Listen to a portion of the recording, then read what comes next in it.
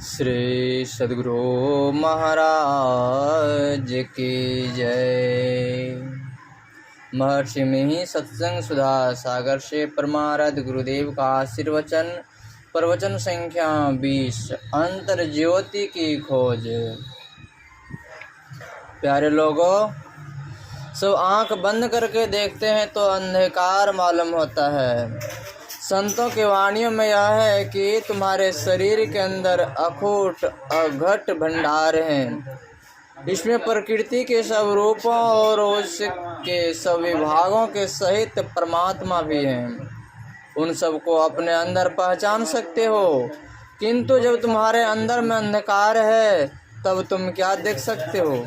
इसके लिए अंतः प्रकाश की जरूरत होती है। इसी अंतः प्रकाश को प्राप्त करने के लिए संत कबीर साहब ने कहा है, अपने घट में दिया ना बारूरी, नामक तेल सूरत के बाती, ब्रह्म अग्नि उद्गारूरी, जगमग ज्योत निहारो मंदिर में, तन मन धन सब वारूरी, झूठी जान जगत की आशा, बारंबार बिसारू रे। कहे कबीर सुनो भाई साधो, आपन काज सवारू रे, अपने घट में दिया ना बारू रे। अंतर में प्रकाश होगा, इसके लिए साधन कीजिए। राधा स्वामी साहब कहते हैं, सूरत क्यों भूल रही अब चेत चलो चलो स्वामी पास, हे मनुआ तुम सदा के संगे त्यागो जगत की आस।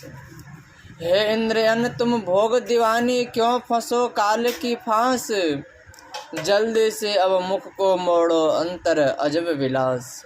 जैसे बने तैसे करो कमाई, धर चरणन विश्वास। विषयों की ओर से मन हटे और बहकना छूटकर अंतर्मुख हो जाए, यही मन का फेरना है। तब अंतर के अजब विलास प्रत्यक्ष पाए जाएंगे। सखीरी क्यों देर लगाई, चटक चढ़ो नभ द्वार, इस नगरी में तिमिर समाना भूल भरम हर बार। खोज करो अंतर उजियारी, छोड़ चलो नौ द्वार। राधा स्वामी साहब कहते हैं, 9 द्वारों से सूरज सिमटे, इसके लिए युक्ति मालूम होनी चाहिए। केंद्र में यदि सूरत केंद्रित हो जाए तो अवश्य ही प्रकाश होगा। जब तक सूरत फैली हुई है तब तक अंधकार है। सूरत सिमटकर एक बिंदुता हुई कि प्रकाश हुआ। सूरत सिमटावे के लिए ध्यानाभ्यास की आवश्यकता है। इसके लिए शरीर को तोड़ने मड़ोड़ने की आवश्यकता नहीं है। अंधकार से पार जाना बहुत आवश्यक है। संत तुलसी साहब ने कहा है, अंधकार से पार जाना बहुत आवश्यक है। संत तुलसी साहब ने कहा, समशील लीलिया पील पेली, खेले खुली खोली लखी परे, नित ने में प्रेम प्यार पियो कर, सूरत सजी पल पल भरे। जो मनोनिग्रह का स्वभाव वाला है वह लील काला अंधकार को काटेगा, पार कर जाएगा, तब उसे परमात्मा की लीला देखने में आएगी। फिर परमात्मा के प्रति प्रेम अधिक से अधिक हो जाएगा। फिर परमात्मा के प्रति प्रेम अधिक से अधिक हो जाएगा। जब परमात्मा की लीला मालूम होने लगे तब जो आनंद होगा वह आनंद बाहर की लीला में क्यों,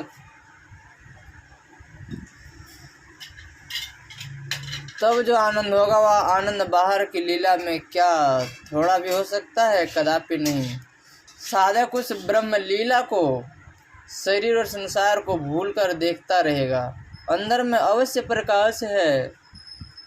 उपनिषदकार मुनिगण और संत महात्मागण सबके सब इस प्रकार का वर्णन करते हैं। भगवान बुद्ध का यह वचन धम्मपद नामक ग्रंथ में है, अंधकारण्य अनध्यापदीपम नम गवेशत्। अंधकार से घिरे तुम प्रदीप की खोज क्यों नहीं करते। भगवान श्री राम भी से हनुमान जी से अंतर की ज्योति की खोज करने कहते हैं।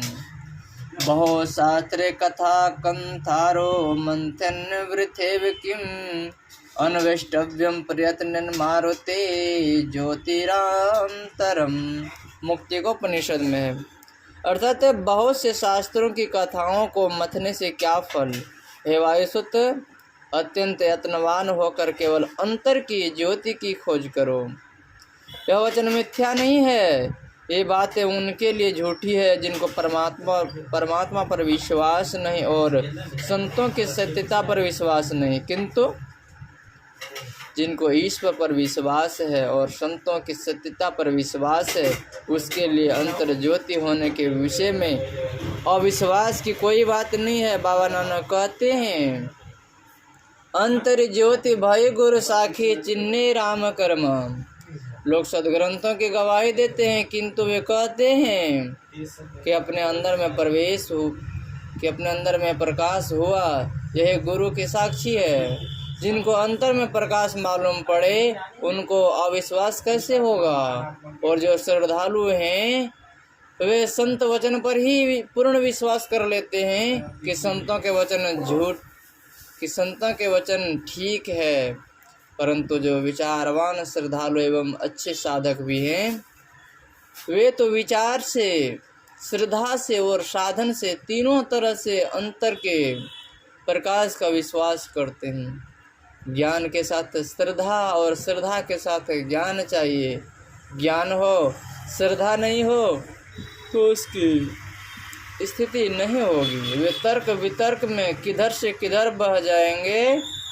जिनको श्रद्धा है और ज्ञान नहीं है तो हो सकता है वे भी गिर सकते हैं। अंधविश्वास के कारण जो नहीं ग्रहण करने का है वह ग्रहण कर ले, संभव है। इसलिए ज्ञान और श्रद्धा दोनों चाहिए। परमात्मा के पास चलो तो वहाँ प्रकाश ही प्रकाश है। वहाँ के राजधानी में बिजली बत्ती जलती है और नौबत बाजा बजता है।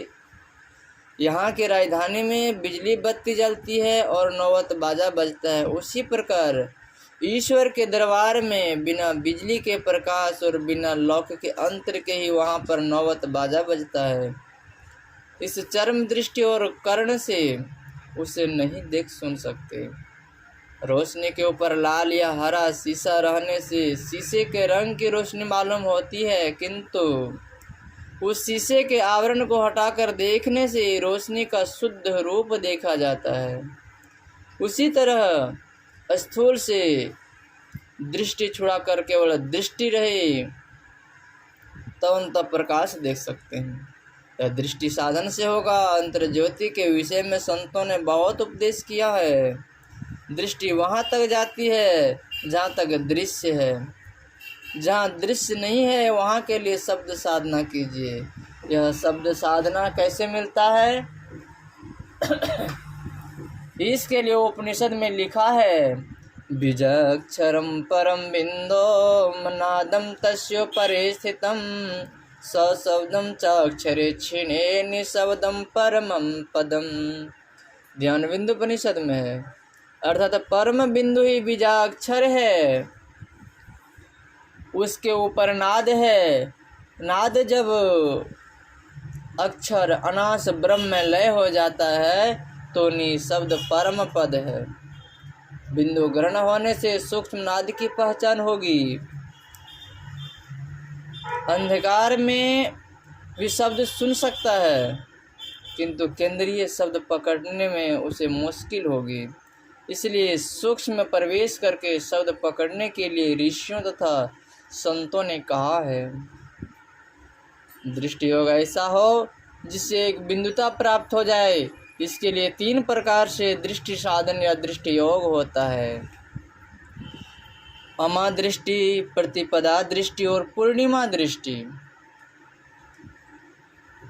तद्दर्शने त्रिशो मर्त्या अमा प्रतिपत्त पूर्णिमा चेति निमीलित दर्शनम मा दृष्टि अधोन्मिलितम प्रतिपत्त सर्वेण मिलनम पूर्णिमा भवती ब्रह्मणोपनिषद में, मंडल ब्रह्मणोपनिषद में। अर्थात उसके देखने के लिए 3 दृश्यां होती है, अमावस्या, प्रतिपदा और पूर्णिमा। आंख बंद करके देखना अमाद दृष्टि है, आधी आंख खोलकर देखना प्रतिपदा है और पूरी आंख खोलकर देखना पूर्णिमा है। हम लोगों का साधन अमाद दृष्टि है। प्रतिपदा और पूर्णिमा दृष्टि में आंख में कष्ट होता है। सर्वसाधारण के लिए अमाद दृष्टि ठीक है। भगवान बुद्ध का ध्यान अवस्थित चित्र जहाँ देखिए वहाँ उनको चित्र में आंख बंद करके ही ध्यान करते देखिएगा। मेरे पास व्यासदेव जी का एक चित्र है जिसमें व्यासदेव जी आंख बंद करके ध्यान कर रहे हैं, ऐसा दर्शन होता है। इसलिए अंतः प्रकाश को पाने के लिए आंख बंद कीजिए, किंतु नींद से बचते रहिए। भजन में 2 बड़े विघ्न हैं, एक तो आलस्य और दूसरा गुनावन। गुनावन आता जाए हटाते जाओ। जैसे श्रावण भाद्र महीने में गंगा की धारा में घास कूड़े बहते रहते हैं, किंतु स्नान करने वाला घास फूस को हाथ से हटाकर डुबकी लगा लेते हैं। उसी तरह मन की धारा में बहुत सी चीज़ें बह बह कर आती है, उनको हटाकर डुबकी लगाइए, ध्यान कीजिए। ध्यान ऐसा कीजिए कि एक बिंदुता प्राप्त हो जाए।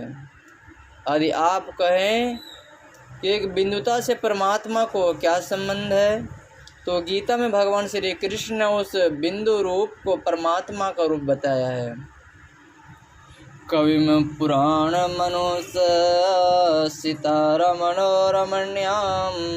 समन्नो समृद्ध्याम सर्वस्य धातारम चिंत्य रूपमां द्वितीयवर्ण तमस परस्तात्।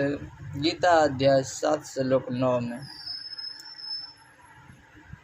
यह परमात्मा का सूक्ष्म रूप है। मैं तो इसे ज्योतिर्मय शालिग्राम कहता हूँ। शालिग्राम में भी हाथ पैर नहीं है और बिंदु में भी हाथ पैर नहीं है। योग सिखोपनिषद के प्रथम अध्याय में लिखा है, बिंदुनाद महालिंगम शिव शक्ति निकेतनम देहम शिवालयम प्रोक्तम सिद्धिदम सर्वदेहिनाम। अर्थात बिंदुनाद महालिंग है और शिव शक्ति का घर है। इस देह को शिवालय कहते हैं। सभी प्राणियों को इसमें सिद्धि मिलती है। पुनः इसी उपनिषद के 5वें अध्याय में इस प्रकार कहा है, बिंदुनाद महालिंगम विष्णु लक्ष्मी निकेतनम देहम विष्णुवालयम प्रोक्तम सिद्धिदम सर्वदेहिनाम। अर्थात बिंदुनाद रूप जो महालिंग है वही विष्णु और लक्ष्मी का घर है। इस देह को विष्णु मंदिर यानी ठाकुरवाड़ी कहते हैं। सभी प्राणियों को इसमें सिद्धि मिलती है।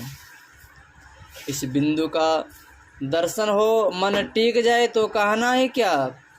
एक बंगाली साधु कहते हैं, देखे आँखी कोनो मते फिरे ना।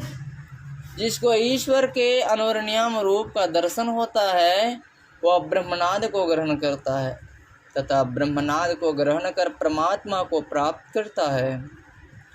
जिस शब्द से परमात्मा की पहचान हो वह परमात्मा का नाम है।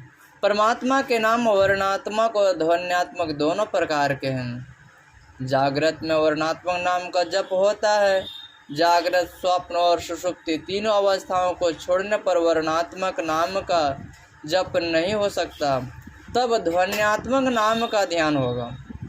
वर्णात्मक नाम का अर्थ होता है, ध्वन्यात्मक नाम का अर्थ नहीं होता है। किंतु ध्वन्यात्मक नाम बड़ा सुरीला और आकर्षक होता है। इस शब्द से खींचकर परमात्मा तक पहुंच जाते हैं। यही बड़ा इस शब्द की जैसे तुम चुंबक भाई, बिन शब्द नहीं उबरे केता करे उपाय। चुंबक सत शब्द है भाई, चुंबक शब्द लोक ले जाई। अब मृत्यु अंध जब ही नियर आवे, चुंबक शब्द जीव मुक्तावे। ले निकारी होके नहीं पीरा, सत शब्द जो बसे शरीरा।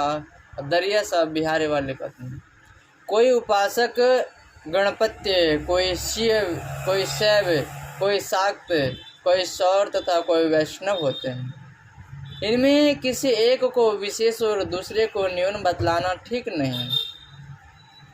स्थूल सूक्ष्म कारण महाकारण केवल्य तथा आत्मस्वरूप आपको और आपके इष्ट को भी है।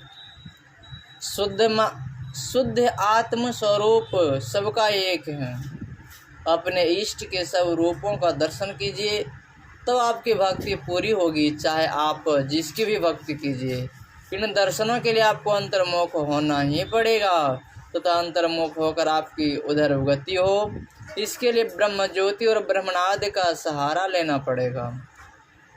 इन दोनों का सहारा लेकर जो कोई अंत तक पहुँचेगा, वह कहेगा जो देवी जी हैं वे ही शिव जी, वे ही विष्णु, वे ही गणेश और वे ही सूर्य भी हैं, सब एक ही हैं।